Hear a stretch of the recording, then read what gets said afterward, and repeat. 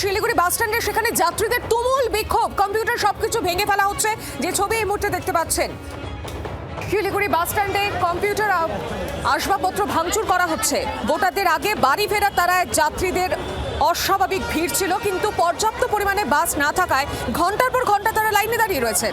অনেক যাত্রী বাসও পাননি, এতেই ক্ষোভে ফেটে পড়েন তারা। ঘটনায় বাস স্ট্যান্ড চত্বরে আতঙ্ক।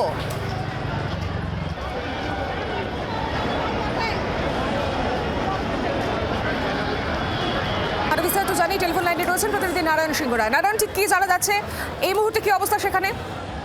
দেখে এই মুহূর্তে পরিস্থিতি কিছুটা স্বাভাবিক হলো। বলে রাখি, এলাকা কিন্তু থমথমে, এলাকায় রয়েছে পুলিশ এবং সেন্ট্রাল ফোর্স মোতায়েন। তবে বলে রাখি যে কমিশনের গাইডলাইন অনুযায়ী আজ সকাল থেকে কিন্তু পর্যাপ্ত বাস, অর্থাৎ বেসরকারি বাস একেবারে হাতে গোনা, নেই বললেই চলে, সরকারি বাস হাতে গোনা।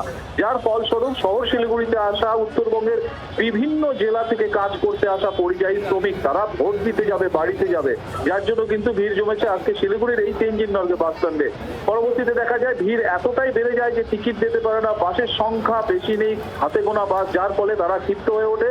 সকাল থেকে 2 ঘন্টা 3 ঘন্টা ধরে লাইনে দাঁড়ার পরও টিকিট পান না এবং বাসে যেতে পারেন না বলেই কিন্তু এক সময় দেখা যায় বাস যাত্রীরা সেই উত্তরবঙ্গ রাষ্ট্রীয় পরিবহনের যে কাউন্টার, সেখানের কাউন্টারে কম্পিউটার সহ যাবতীয় নথি সমস্ত ভেঙে ফেলে এবং ছিঁড়ে ফেলে এবং আসবাবপত্র ভাঙচুর করে।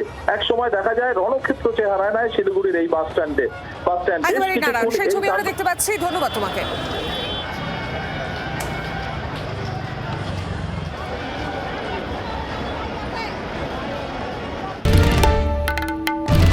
বাংলার আওয়াজ, বাঙালির আবেগ, জি 24 ঘন্টা।